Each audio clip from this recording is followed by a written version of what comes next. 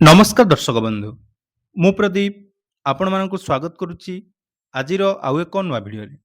ତ ଚଳିତ ବର୍ଷ ଦଶମ ଶ୍ରେଣୀ ପରୀକ୍ଷାରେ ଉତ୍ତୀର୍ଣ୍ଣ ହୋଇଥିବା ସମସ୍ତ ଛାତ୍ରଛାତ୍ରୀମାନଙ୍କ ପାଇଁ ଗୋଟେ ବହୁତ ବଡ଼ ଗୁରୁତ୍ୱପୂର୍ଣ୍ଣ ଅପଡେଟ୍ ରହିଛି। ଯେଉଁ ପିଲାମାନେ ଚଳିତ ବର୍ଷ ଦଶମ ଶ୍ରେଣୀ ପରୀକ୍ଷାରେ ଉତ୍ତୀର୍ଣ୍ଣ ହୋଇ ପ୍ଲସ୍ ଟୁ ପାଠ୍ୟକ୍ରମରେ ନାମ ଲେଖିବା ପାଇଁ ଫର୍ମ ଆବେଦନ କରୁଛନ୍ତି, ତାହେଲେ ସେମାନଙ୍କର ଯେଉଁ ପ୍ଲସ୍ ଟୁ ପାଠପଢ଼ା ସହିତ ଗ୍ରାଜୁଏସନ୍ ପଢ଼ିବା ପର୍ଯ୍ୟନ୍ତ ଆପଣମାନଙ୍କ ପାଇଁ ଗୋଟେ ଭଲ ସୁନ୍ଦର ସ୍କଲରସିପ୍ ବର୍ତ୍ତମାନ ଯାହାକି ରହିଛି, ଯେଉଁ ସ୍କଲରସିପ୍‌ରେ ଆପଣମାନେ ପ୍ଲସ୍ ଟୁ ପାଠ୍ୟକ୍ରମ ସମୟରେ ବା ପ୍ଲସ୍ ଟୁ ଯେତେବେଳେ ପାଠ ପଢ଼ିବେ, ପ୍ରତ୍ୟେକ ବର୍ଷ 20,000 ଟଙ୍କା ଲେଖାଏଁ ସ୍କଲରସିପ୍ ପାଇବେ। ତା ସହିତ ପ୍ଲସ୍ ଟୁ କମ୍ପ୍ଲିଟ୍ ହେଲା ପରେ ଯେତେବେଳେ ଆପଣମାନେ ଗ୍ରାଜୁଏସନ୍ କରୁଛନ୍ତି, ଗ୍ରାଜୁଏସନ୍ ସମୟରେ 25,000 ରୁ 75,000 ଟଙ୍କା ସ୍କଲରସିପ୍ ଯାହାକି ଆପଣମାନଙ୍କୁ ମିଳିପାରିବ।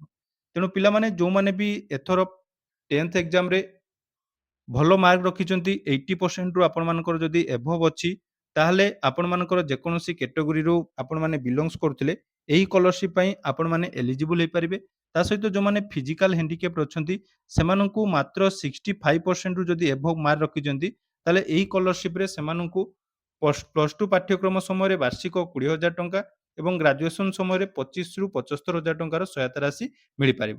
ତ ଏ ବିଷୟରେ ପ୍ରାୟତଃ ମେକ୍ସିମମ୍ ପିଲାମାନଙ୍କୁ ଜଣା ନଥାଏ। କାରଣ ସମସ୍ତେ ଜାଣିଥାନ୍ତି ଯେ ପ୍ଲସ୍ ଟୁରେ ନାମ ଲେଖିଲା ପରେ ଯେତେବେଳେ କଲେଜରେ ଆପଣମାନେ ପାଠ ପଢ଼ିବେ, ସେ ସମୟ ପ୍ରେରଣା ସ୍କଲରସିପ୍ ବା ପୋଷ୍ଟ ମ୍ୟାଟ୍ରିକ୍ ସ୍କଲରସିପ୍ ଏଇଭଳି କିଛି ସ୍କଲରସିପ୍ ରହିଛି, ଯେଉଁଟାକି ଆପଣମାନଙ୍କୁ ଗଭର୍ଣ୍ଣମେଣ୍ଟ ଅଫ୍ ଓଡ଼ିଶା ତରଫରୁ ପ୍ରଦାନ କରାଯାଏ।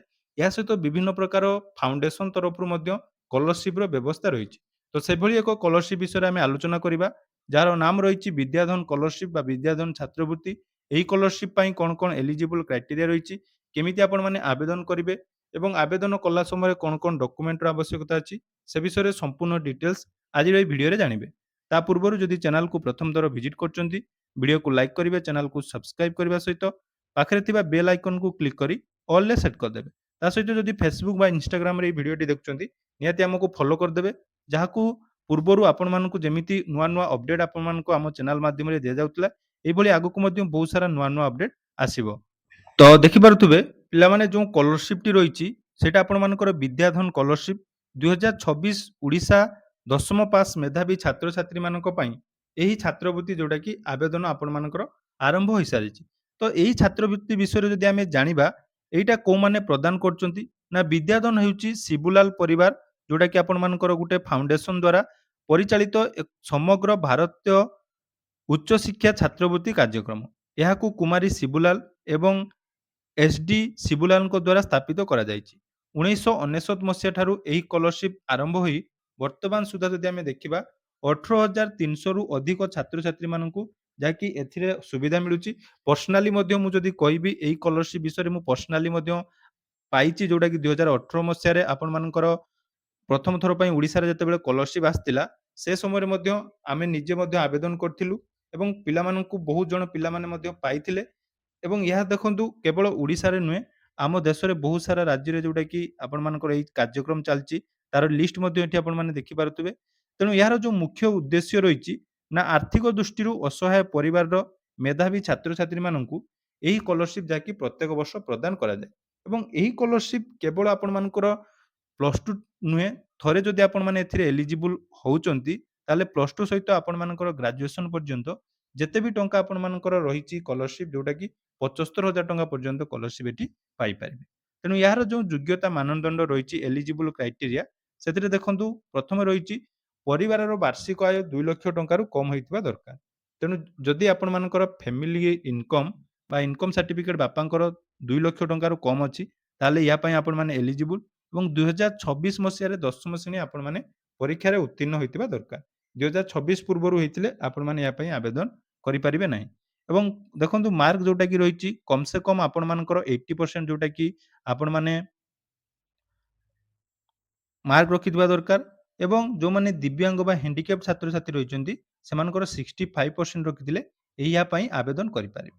ଏବଂ ଆବେଦନ କରିବା ସମୟରେ ଆପଣମାନଙ୍କର ଦେଖନ୍ତୁ ଡକୁମେଣ୍ଟ କ'ଣ କ'ଣ ଆବଶ୍ୟକତା ରହିଛି, ନା ଡକୁମେଣ୍ଟ ହିସାବରେ ଆପଣମାନଙ୍କର ପାସପୋର୍ଟ ସାଇଜ୍‌ର ଫଟୋଗ୍ରାଫ, ଦଶମ ଶ୍ରେଣୀ ମାର୍କସିଟ୍, ଯୋଉଟାକି ଆପଣମାନଙ୍କ ତ ବର୍ତ୍ତମାନ ସାର୍ଟିଫିକେଟ୍ ଆସିନାହିଁ, ତ ମାର୍କସିଟ୍ ଆପଣମାନେ ଅନଲାଇନ୍‌ରେ ଡାଉନଲୋଡ୍ ଯୋଉଟା କରିଥିଲେ ସେଇଟା ହେଲେ ହେଇଯିବ। ତାପରେ ତହସିଲଦାରଙ୍କ ଦ୍ୱାରା ପ୍ରଦତ୍ତ ପ୍ରମାଣପତ୍ର, ଯୋଉଟାକି ଆପଣମାନଙ୍କର ଇନକମ୍ ସାର୍ଟିଫିକେଟ୍। ତ ପିଲାମାନେ ପ୍ରାୟତଃ ସମସ୍ତେ ଇନକମ୍ ସାର୍ଟିଫିକେଟ୍ ବାହାର କରିଥିବେ। ତ ଯଦି ବି ଇନକମ୍ ସାର୍ଟିଫିକେଟ୍ ନାହିଁ, ଆପଣମାନେ ତହସିଲରେ ଆବେଦନ କଲା ପରେ 7 ଦିନ ମଧ୍ୟରେ ଇନକମ୍ ସାର୍ଟିଫିକେଟ୍ ମଧ୍ୟ ପାଇପାରିବେ। ତା ସହିତ ଛାତ୍ରଛାତ୍ରୀଙ୍କ ନିଜ ନାମରେ ଥିବା ଇମେଲ୍ ଆଇଡି ଆପଣମାନଙ୍କର ଏଠି ଆବଶ୍ୟକତା ରହିଛି। ତେଣୁ ଏଇ ଯେଉଁ ସ୍କଲାରସିପ୍‌ଟି ପ୍ରଦାନ କରାଯିବ, ଦେଖନ୍ତୁ ସ୍କଲାରସିପ୍ ଆପଣମାନଙ୍କର ମେରିଟ୍ ଆଧାରରେ ସ୍ନାତକ ଶିକ୍ଷା ପର୍ଯ୍ୟନ୍ତ ସମସ୍ତ ଛାତ୍ରଛାତ୍ରୀଙ୍କୁ ପ୍ରଦାନ କରାଯିବ ଏବଂ ଏଥିରେ ଆପଣମାନଙ୍କର ଗୋଟେ ଅନଲାଇନ୍ ଏକ୍ଜାମ ହେଇଥାଏ। ମନେ ରଖନ୍ତୁ, ପୂର୍ବରୁ ଏଟା ପ୍ରଥମ ଥର ପାଇଁ ଯେତେବେଳେ ଆସିଥିଲା 2018 ମସିହାରେ, ସେତେବେଳେ ଅଫଲାଇନ୍‌ରେ ଏକ୍ଜାମ ହଉଥିଲା। କିନ୍ତୁ ବର୍ତ୍ତମାନ ଏଟା ଆପଣମାନଙ୍କର ଅନଲାଇନ୍ ଏକ୍ଜାମ ରହିଛି। ତା ସହିତ ଆପଣମାନଙ୍କର ଗୋଟେ ଇଣ୍ଟରଭ୍ୟୁ ମଧ୍ୟ ରହିଛି। ତେଣୁ ଇଣ୍ଟରଭ୍ୟୁ ଏବଂ ଅନଲାଇନ୍ ଏକ୍ଜାମରେ ଯେଉଁମାନେ କୃତକାର୍ଯ୍ୟ କରିବେ ବା ଯେଉଁ ଛାତ୍ରଛାତ୍ରୀମାନେ ସିଲେକ୍ସନ୍ ହେବେ, ସେମାନେ ଏଠି ଯାଇକି ଏହି ସ୍କଲାରସିପ୍ ପାଇପାରିବେ। ଏବଂ ଦେଖନ୍ତୁ, ଏହି ସ୍କଲାରସିପ୍‌ର ଫର୍ମ ଫିଲ୍ଅପ୍ ପାଇଁ କୌଣସି ଆପଣମାନଙ୍କର ଯୋଉଟାକି ଟଙ୍କା ଆପଣମାନଙ୍କୁ ପଡ଼ିନଥାଏ। ଫ୍ରି ଅଫ୍ କଷ୍ଟରେ ଆପଣମାନେ ଏହାର ଆବେଦନ କରିପାରିବେ ଏବଂ ଚୟନ ପ୍ରକ୍ରିୟା ପାଇଁ ଆମେ କାହାକୁ ମଧ୍ୟ ଅନୁମୋଦନ କରିନାହୁଁ। ଅର୍ଥାତ୍ ଯେଉଁ ସିଲେକ୍ସନ୍ ହବ, ଏଠି କାହାକୁ ଆପଣମାନଙ୍କର ସେମିତି କିଛି ରେକମେଣ୍ଡେସନ୍ ଦିଆଯାଏ ନାହିଁ।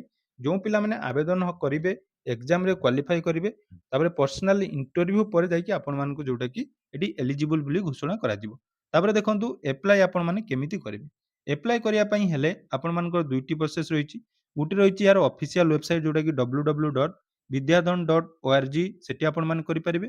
ନହେଲେ ଆପଣମାନେ ଏସଡିଏଫ୍ ବିଦ୍ୟା ଆପ୍‌ରେ ମଧ୍ୟ ଏହାର ଆବେଦନ ହେଇପାରେ। ଆବେଦନ କରିବାର ଶେଷ ତାରିଖ ଦେଖନ୍ତୁ, ଯୋଉଟାକି ରହିଛି 10 ଜୁଲାଇ 2026।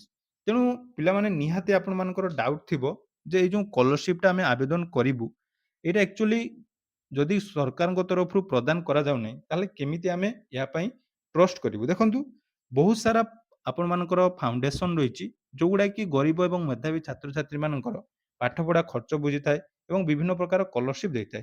ତେଣୁ ଏହି ସ୍କଲାରସିପ୍ ପୂର୍ବ ବର୍ଷ ମଧ୍ୟ ଆମେ ଭିଡ଼ିଓ ମାଧ୍ୟମରେ ବହୁତ ପିଲା ଆବେଦନ କରିଥିଲେ। ବହୁତ ପିଲା ମଧ୍ୟ ଏହାର କୃତକାର୍ଯ୍ୟ ହୋଇଥିଲେ। ତେଣୁ ଏହାର ଯଦି ଡିଟେଲ୍ସ ଆବେଦନର ଭିଡ଼ିଓ ଆପଣମାନଙ୍କୁ ଦରକାର, କମେଣ୍ଟ କରନ୍ତୁ। ଏହାର ପରବର୍ତ୍ତୀ ଭିଡ଼ିଓରେ ମୁଁ ଆପଣମାନଙ୍କୁ କେମିତି ଆବେଦନ ହବ ଏବଂ କେମିତି ଆପଣମାନେ ପରୀକ୍ଷାରେ କ୍ୱେଶ୍ଚେନ୍ ଆସେ, କେମିତି ଆପଣମାନେ ସିଲେକ୍ସନ୍ ପାଇପାରିବେ, ସେ ବିଷୟରେ ଡିଟେଲ୍ସ ଜାଣିବା। ତା ସହିତ ଯଦି ଅଧିକ ଆପଣମାନଙ୍କର କୌଣସି ଡାଉଟ୍ ରହିଛି, ତାହେଲେ ଏହାର ନମ୍ବର ଯୋଉଟାକି ଦେଖନ୍ତୁ, ଟେଲିଫୋନ୍ ନମ୍ବର ଅଛି 8068333500 ବା 8068333500, ଯୋଉଟାକି ହ୍ୱାଟ୍ସଆପ୍ ନମ୍ବରରେ ମଧ୍ୟ ଆପଣମାନେ କଣ୍ଟାକ୍ଟ କରିପାରିବେ। ଏବଂ ଯେଉଁମାନେ ଆବେଦନ କରିବା ପାଇଁ ଚାହୁଁଛନ୍ତି, ନିହାତି ଆପଣମାନେ ଚ୍ୟାନେଲକୁ ସବସ୍କ୍ରାଇବ୍ କରିଦିଅନ୍ତୁ। ଏହା ପରବର୍ତ୍ତୀ ଭିଡ଼ିଓରେ ଆମେ ଆବେଦନର ଡିଟେଲ୍ସ ଜାଣିବା। ତା ସହିତ ଏହି ଭିଡ଼ିଓକୁ ବହୁତ ମାତ୍ରାରେ ସେୟାର କରନ୍ତୁ, ଯାହାଦ୍ୱାରା କି ଆପଣମାନଙ୍କ ସାଙ୍ଗସାଥୀ ବା ପରିବାରରେ ଯିଏ ବି 80% ରୁ ଏଭବ୍ ମାର୍କ ରଖିଛି ଏବଂ ତାର ଫାଇନାନ୍ସିଆଲ କଣ୍ଡିସନ୍ ଠିକ୍ ନାହିଁ, ତାହେଲେ ବହୁତ ପିଲାମାନେ ଏହା ଦ୍ୱାରା ଉପକୃତ ହେଇପାରିବେ। ତେଣୁ ଆଶା କରୁଛି ଭିଡ଼ିଓଟି ଆପଣମାନଙ୍କୁ ନିହାତି ଭଲ ଲାଗିଥିବ। ତ ଯଦି ଭିଡ଼ିଓଟି ଭଲ ଲାଗିଛି, ଚ୍ୟାନେଲକୁ ସବସ୍କ୍ରାଇବ୍ କରିବେ ଏବଂ ଯେଉଁମାନେ +2 ଏକ୍ଜାମର ଫର୍ମ ବର୍ତ୍ତମାନ ସୁଦ୍ଧା ଫିଲ୍ଅପ୍ କରିନାହାନ୍ତି, ଆମର ତା ପାଇଁ ମଧ୍ୟ ମୁଁ ଡିଟେଲ୍ସ ଭିଡ଼ିଓ ଯୋଉଟାକି ମୋବାଇଲରେ କେମିତି ଆବେଦନ କରିବେ, ଭିଡ଼ିଓ ଅଲି ଅପଲୋଡ୍ କରିସାରିଛି। ତେଣୁ ଯେଉଁ ପିଲାମାନେ ସେ ଫର୍ମ ଆବେଦନ କରିବା ପାଇଁ ଚାହୁଁଛନ୍ତି, ସର୍ବପ୍ରଥମେ ସେ ଏପ୍ଲାଏର ଡିଟେଲ୍ସ ଜାଣିଦିଅନ୍ତୁ, କାରଣ ବହୁତ ସାରା ପ୍ରୋବ୍ଲେମ୍ ଆପଣମାନଙ୍କର ଆପ୍ଲାଏ ସମୟରେ ମଧ୍ୟ ହଉଛି।